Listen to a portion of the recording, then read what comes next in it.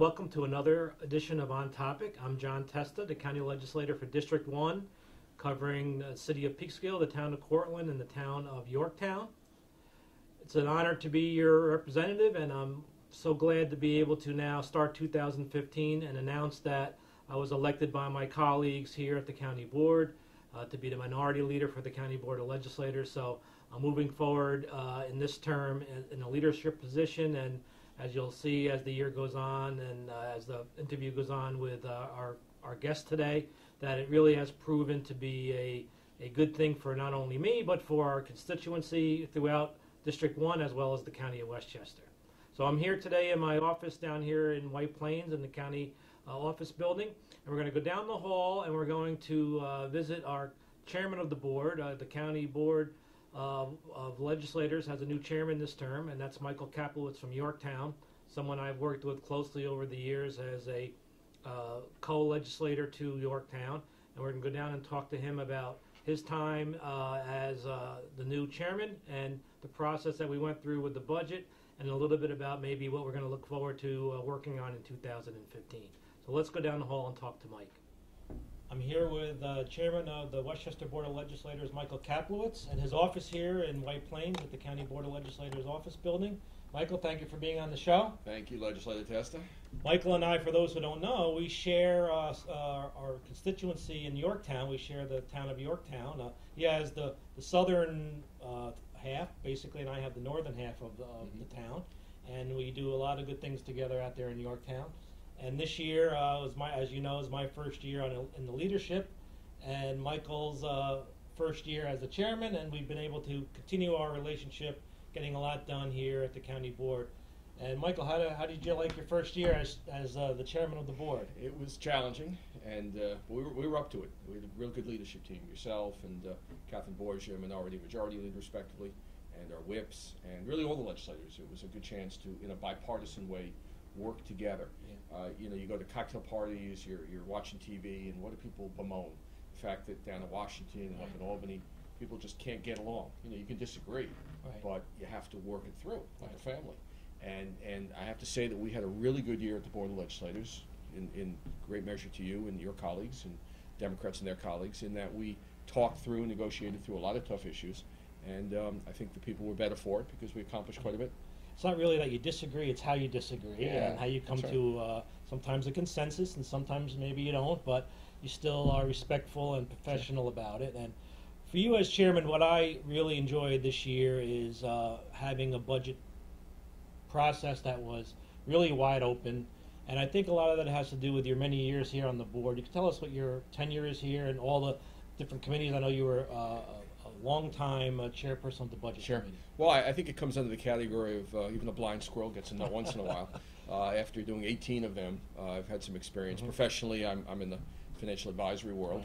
Was 4 years as a budget appropriations chair, and have been on that committee for many years. And you as well as executive in Peekskill had tremendous experience running, and Catherine Borgia and Ossining as well. So we have a lot of legislators with a lot of good budget experience. We literally sat around this table. That's right. And we had a lot more chairs. It's a round table. And it's a round table. We didn't even fight over what the size of the table would be, right? And we talked through, and we did what, again, you'd want your legislators to do, which is, I need this for my constituency. Well, I can't grant it quite that way, but would you be willing to? And you work it through, you talk it through. So we had a session that was very fruitful on additions to the budget, where we talked about domestic violence and food and child care and public safety, important things. And then we had meetings around this table and other places, of course, talking about cuts that we needed to make, cuts to that wouldn't hurt our service delivery, but we had the goal of getting to a 0% tax levy increase for the 5th year in a row. Yeah, that was the agreement we all made together, and the goal was to get to that point. And just for people to understand the way the process works, in a town or a city, usually a supervisor or a city manager will present a budget to the legislative body, and they'll do their thing to it. We have the same in the respect that we get a budget sent to us by the county executive, and then the county board on the other side now has their chance to scrutinize that budget, As you said, there's a time when there's adds to the budget, and then there's a time when there's deletes to the budget, and the goal is to make those two mesh to a point. And this year, for 0 tax increase, no tax levy increase again Sure. this year. 5th year in a row. Yeah, and also additional financial integrity in that the $142 million reserve still stays. Right. Like a family that has money in a bank account. We didn't dip into that to Right. do it. We had in the $1.76 billion budget some areas, as there always are, that you and I and a number of colleagues didn't want to necessarily, weren't as happy about, but we went with Right. because we recognized that you couldn't let the perfect stand in the way of the good. And there were a couple of areas that we've been doing some short-term borrowing that we're hoping to very quickly pay off and Right. obviate. And we also did not, to our credit, the board did not put any what we call phantom revenues. Right. There weren't any monies in there that artificially balanced the budget. Either we said sales tax would be much higher, or we would be getting a lot more money from mortgage tax or investment income. Right. We also didn't put in any revenue from a medical center agreement that Right. the medical center doesn't have the money. There was some Right. good faith discussion on that, but we realized at the end wisely not to do that. We also didn't finally plug in any Playland additional revenue. We put in money for additional marketing Right. because we had a good year, but we want to have a better year to try to close the tax Right. levy gap. Yeah, what we tried to do, and you brainstorm. We always have our staff as well as ourselves, and we have 2 new financial staff members leading us through the finances as well this year. And we always look for ways to find new revenues. Sometimes they don't pan out, as you say, but you look at everything. And two of the things actually that we were really concerned about. Number one, we didn't want to lay anybody off. We had some pretty large layoffs in previous budgets. A large section of the county workforce is no longer here through attrition and other means. So we didn't want to have a massive layoff to get to that 0. And we also didn't want to do anything else to hurt the safety net of the county. We wanted to make sure that stayed intact, because obviously we have those vulnerable members of our society that we have to look out for. Sure, and the hallmark of that was we added $683,000 for what's called Title 20 child care. Right. This is people who desperately need to have some incentives to be able to go to work, to be able to pay their taxes, to be able to be Right. self-sufficient, but they need some help with good quality child care. And we provided about 115 slots through these dollars, and we also provided some money for a child care advocate in the Child Care Council who will be able to kind of cut through the bureaucracy and help families cut through some of the red tape. That was a position that was originally in the budget a few years back, Right. and now we brought that position back That's right. in order to hopefully help families Sure. understand what the services are that are available to them. And you talk about the safety net. Important. There's a safety net literally in terms of public safety. Right. Absolutely. And so our county police and our 60 control, emergency services, our assistance as appropriate to the fire departments, emergency medical services has remained strong. I had a police chief recently tell me, thank me for the work of the wonderful county people that really back up the local communities. We don't supplant them, we augment what they Right. do. And because of that, we are a good team in working with our local policing. Actually, the county police department does a wonderful job, and part of the county government being set up in the beginning, in the first place, I should say, is to help bring in some of the services that maybe a local municipality may not need on a Right. regular basis, such as bomb squads and things like that. Helicopter. That they Rescue. wouldn't have on their own budget. But as a county, we can do that as a shared service for all the residents that need it, or all the municipalities that need it.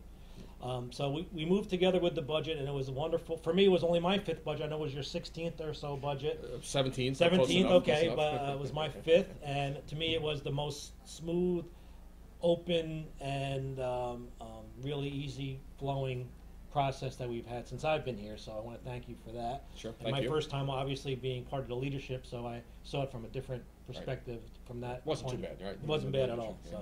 so I enjoyed that.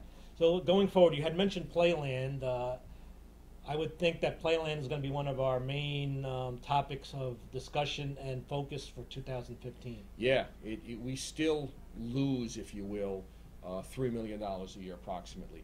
By the way, we make it up in what's called the economic multiplier. people Right. who work at Playland, go to Playland, there's tourism and sales tax and income tax and wonderful things that happen. That's worth about $27 million a year. So while we lose on budget about $3 million, the economy gains Right. $27 million.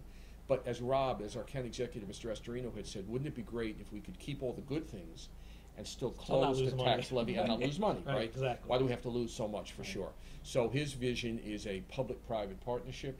The county board discharged itself well, its duties well last year, in that we kicked the tires of one operator. It didn't work out, but Right. we did our job. And speaking to the county executive, he still very much wants to move forward. And we're hopeful as a legislature that in very due course, we're going to get a report back that he had commissioned, and we're going to get a recommendation back on one of the operators, and then it's going to be your job and mine and the 15 other legislators to kick the tires on the operator. The goal being this public-private partnership, but it's important to note that come May, Playland's open. Yeah, oh, yes. Every year, we keep telling everybody, go to Playland, and we had a Exactly. good year last year for sure. The weather was perfect last year, Yeah. which helps a lot. The weather is always same with the golf courses. The weather Ironically, July 4th, which is usually our best day, was the worst. was day. the worst day. Right. But all the other weekends were Right. great. That's right. No, but I think this is where county government, what people have to understand, there are 17 of us, there are 17 districts. Playland is as farthest away from you and I that we right. can get. Basically, we're on the northernmost part of the county. Sure. Playland's on the southernmost part, so we don't even know, how many of our constituents go there. It's not really something that that we think about on a daily basis. But as county legislators, we have to look at the full county, That's right. and that's something that's going to be very important for us to make sure in 2015 goes smoothly. Sure, and in the same spirit, and we spent a lot of time last year on infrastructure, however, Right. which does affect everybody. Exactly. To Legislator Marcotte, Legislator Smith, and Legislator Shimsky's credits, they chair 3 respective committees that deal with capital budgets and bonding and infrastructure, they being the Budget Committee and the Capital Right. Projects Committee and the Infrastructure Committee themselves. They helped, with all of us, Right. lead us in 102 bond acts with about $160 million in capital infrastructure approvals, Right. which will provide jobs, provide construction to that segment of the market that's been hurt particularly. More importantly, or as importantly, it'll provide a good infrastructure, roads and bridges Right. that don't fall down and don't crack and are there. And then it provides that kick to the economy because money then flows, and these individuals who work on it, or people can get to work faster, then there's a benefit that we all benefit. Yeah, people don't realize that the county is in charge of a lot of infrastructure, like you say, roads, That's right. up in our district, especially in District 1, where I represent. A lot of roads from the county, and we've been resurfacing them. There's a lot of buildings. Every park that you go to has buildings on it. Every golf course That's has right. buildings. That's right. Every office building, every department that is in a building, the county is responsible for the upkeep of those Mhm. buildings. So it gets to be a pretty big deal. Sure. And we have to keep an eye on that and make sure and the administration obviously does as well, and we work together on that. Is there any other initiatives that you can think of that would be important for 2015 to point out? Economic development is certainly important. Everyone should stay tuned to, again, an operator for Playland. There's a thing called the North 60, which are 60 acres at the Valhalla Right. campus in the center part of our community in Mount Pleasant. That is undeveloped. It's physically attached to the medical center area and all. We're working with the county executive to perhaps bring some economic development there. Could be, again, jobs, Right. permanent construction, and then other good things that'll happen. Certainly, we're trying to get ourselves through this housing morass. The county Yes, continues to build housing. We do have a goal that we have to hit 750 units. We have 300 to go. And kind of the low-hanging fruit is gone, but Right. working with the county executive, we just approved 10 Mhm. last meeting, and we have another 140 to go for this year. Right. But I know they're committed, we're committed to solving that problem and getting ourselves out from under the federal control, because nobody wants to have a federal control over you. Right. Everybody wants to walk away from these settlements, having complied, but also not giving up. Not a word more, not a word less, Yeah, for that matter. that's the juggling act that we're in the middle of. We want to encourage the affordable housing to comply with Mhm. with the settlement, and municipalities that have been targeted or named as those in need of affordable housing have been working to make that happen. Sure. So everybody's so far playing nice about it for the most part, and but now, as you say, we're into the part now where we have to really start looking for those units that like you said, the low-hanging fruit is gone, and now, but we have developers out there working with municipalities, visiting and looking at sites, and I think it'll happen. It's just going to be now a little bit more of a process than it was before. Sure, we're good for 2014, Yep. and we have some work to do for 15, but I'm confident too. So anything else you can think of? Plenty Those are of the main stuff, ones. but I think we had some good stuff. Thank you. Well, thank you so much for being on the show. Minority Leader Testa, thank you. Look forward to a productive year again, Great 2015. Thank you. Pleasure, thank you. So I want to thank our chairman, Michael Kaplowitz, again for taking the time to be on the show today. As you can see, we've had a great 2014, a very productive year, and now 2015 promises to be just, if not more productive than we just had. So we look forward to moving together for the county board and for the county as a whole. Those of you who remember from the last show, I pointed out that, and you might have been seeing in the news, that the Westchester Knicks have started their season in Westchester County. I announced in the last program that they were coming and that County Center was going to be their home and work was being done there to accommodate the team. Well, all that has been done and the season began. And the team has had its ups and downs, but there's been some very excellent play in Westchester County Center. It's been packed for the games. It's brought everything that we thought it would, and people are enjoying watching the games and only having it in their backyard. And hopefully some of those players that are on the team will be going up to the professional level before too much longer, and we can say we saw them here first in Westchester. Since the last show, there's been a lot of other activity happening within the district, and in Peekskill in particular, a lot of things have been happening in 2014, and toward the end of the year, the fall and the end of the year, a lot came together for projects that had been in the works for a long time, actually some that I worked on even as mayor back when I was mayor of Peekskill, and important projects on the riverfront that were really brought forward in 2014, one being Peekskill Landing. That was an agreement actually that was made with Scenic Hudson in the late 90s, 1997, 1998, for Peekskill to obtain 4 acres of formerly industrial property. And as you know, the riverfront in Peekskill was traditionally and historically a industrial area, needed a lot of remediation once all that industry left the city, and times had changed in the early part of the and mid-century of the 20th century. And now all that area is clean. It's a beautiful park. The funding came actually when I was mayor through Governor Pataki. The funding came through for a lot of this riverfront activity that we've been able to see finally come to fruition this year. And Peekskill Landing is a wonderful spot. If you have not been there, you should go down there and see it. Just south of there, the southern part of the waterfront, a study was compiled to extend the waterfront trail. If you remember years ago, Governor Pataki and even other elected officials proposed a walkway from New York City all the way to Albany. In Peekskill, our goal was always to make sure that the entire north to south border of Peekskill would have a complete trail. We did most of the northern half of that trail, and the riverfront green itself is part of the trail. And now the southern part will be comprised of a new walkway connecting what's known as Travis Point, which is just down by Charles Point Park. There's going to be a walkway and a continuation of the waterfront trail. So that's an exciting project moving forward. And finally, a new hotel opened up in Peekskill. The Peekskill Motor Inn has been the traditional and only hotel in the area. My father actually was the manager there back in the 1950s. So that's been there a long time, and Peekskill desperately needed, and the region desperately needed another hotel. And finally one was opened up on John Walsh Boulevard right before I left being mayor. George Liascos of Cortlandt Colonial Restaurant purchased the property, and now has finally opened up a beautiful Holiday Inn Express, and we had a big fanfare there, and it's been packed ever since, so obviously we needed it. Thank you very much.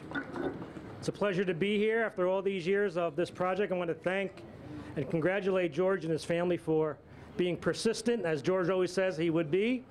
Actually, George has literally moved mountains to make this project happen. And It's a pleasure to be here back when I was still mayor, as my final months as mayor.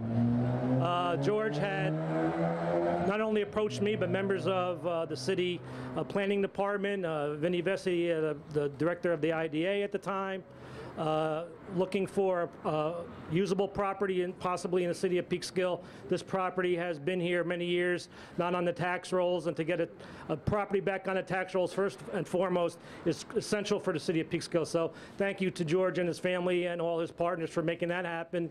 And it was a pleasure to be there for a short time in the beginning to make this project kick off the ground. And there's a couple people here I think need to be mentioned who were part of the economic development team when I was mayor that helped really work day in and day out with George. Brian Havranek and Dave Greener are here. I think they are still here, hopefully. Who really helped make this happen. So it's a pleasure for me to be here. It's great to see. It's great for the city of Peekskill, great for the region. And on behalf of my colleagues at the County Board of Legislators, I want to present this to George and his family for the project that you have successfully completed. Thank you so much. In the town of Cortlandt, a lot has been going on. There's always a focus on our veterans with Supervisor Puglisi and the town board there. And I'm always involved with whatever I can do to help our veterans. And a beautiful monument was unveiled not too long ago, right outside of Cortlandt Town Hall on Hetty Street, just off of Oregon Road, a Purple Heart monument.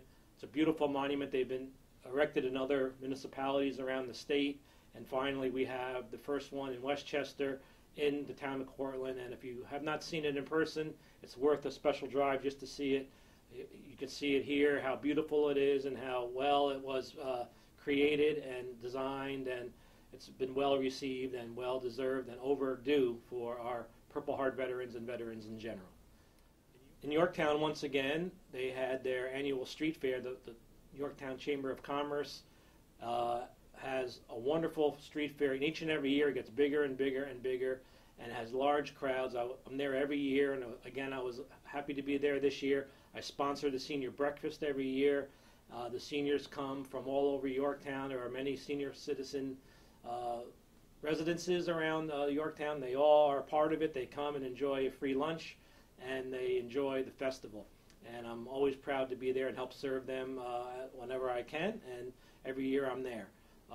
It's also important to point out that it brings a lot of commerce to the city, and Supervisor Grace is always in the middle of it, supporting it and making sure it gets everything it needs to be a success. And every year I'm there, he has me on his TV show. And once again, I was able to go on the Grace Notes show with him and Bruce Apar and to talk about Yorktown. A couple of special events that took place since our last show was one in Peekskill near the riverfront, which is the Lincoln Depot Museum, which is now open. Many of you know I've been very involved with that for many years, and finally this year it was open. I also want to thank the members of the community who come out and support the Lincoln Depot. We had a packed house for the museum opening. Now we're in the middle of winter as the show is being done, so the museum is closed for the winter except for special requests, tours of groups, or any special event that you may want to use the museum for. We can arrange that. But for general opening, will not be open again until this spring, and those times and dates will be announced soon. I was happy to stop by the Peekskill High School Hall of Fame induction ceremony. I go every year. This year was a very big class going in from 1972, the wrestling team and the football team and a number of individuals. First time that everyone that went into the Hall of Fame, everyone who was inducted, was someone either I went to school with, I knew, or taught. So in past years, obviously, there were athletes from Peekskill High School that were before my time, but this is the first time I was able to go to one of these events and honor everyone who I had seen or even participated in sports with or taught in the classroom. So it was a particular honor for me and special night for me. Keeping with the sports theme, recently I was able to make a visit out to Shrub Oak. I was invited to be part of a ceremony, really a wonderful ceremony to celebrate one of our hometown heroes out in Shrub Oak, Joe Panik. For those of you who are sports fans, you might have been watching the 2014 World Series and saw an outstanding play that Joe made while playing second base. As a rookie, he was called up to play, got his chance to be in the bigs, as they say, in the show, and he made the most of it by performing outstanding plays in the field as well as at the plate. And of course, the San Francisco Giants won the World Series, and Joe will be part of that when they get their rings this spring. But they had him back in Shrub Oak at Lakeland High School. They held a nice ceremony for him, and he, in turn, held a clinic for the youngsters from the Shrub Oak Athletic Club, where he got his start.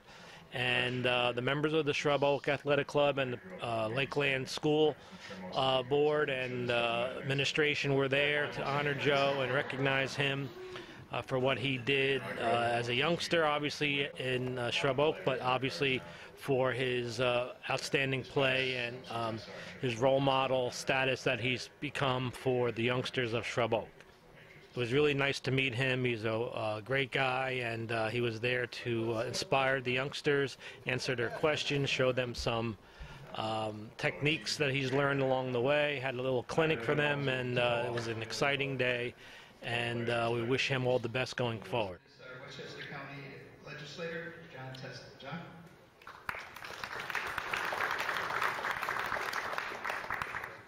Good morning, everyone. It's a pleasure to be here. And I have to say, I haven't been in this building in a long, long time. I taught here for the 1982-83 school year, and I haven't been back since inside the building. I've been outside plenty of times, but so it brings back a lot of memories for me.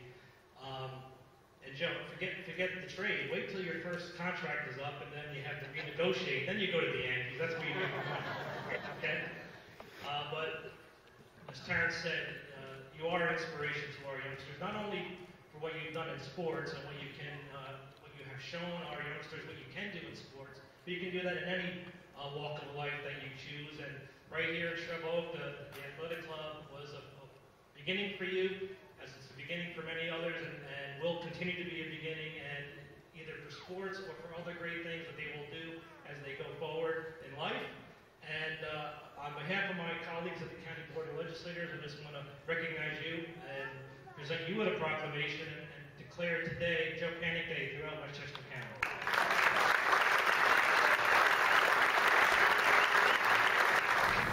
Once again, I'd like to thank my guest today, Chairman of the Board here at the County Board of Legislators, Michael Kaplowitz. I appreciate him taking the time to meet with me and talk about county issues. I want to thank you again for joining me for this edition of On Topic. Before we end the show, I just want to show you that if you did not receive one of these in the mail, you should be shortly. My latest newsletter from the County Board. If you're in my district, District 1, you will be getting this in the mail. If for some reason you did not get it in the mail, or you don't live in the district and you would like to see a copy of it, you can always go to my website, johngtesta.com, and download a copy of it electronically and read it that way. There's always a lot of information in these newsletters. There's always a lot of information on my website, my YouTube channel. You can join and friend me on Facebook. You can find me on WordPress through my blog. All that is linked through my website, johngtesta.com. You can call me directly here in my office in White Plains, 914-995-2828. I'll help you with anything I can, and look forward to your input on future shows, on issues with the district, on issues with the county in general, and whatever I can do to make Westchester a better place to live. So thank you again for joining me, and I'll see you on the next show.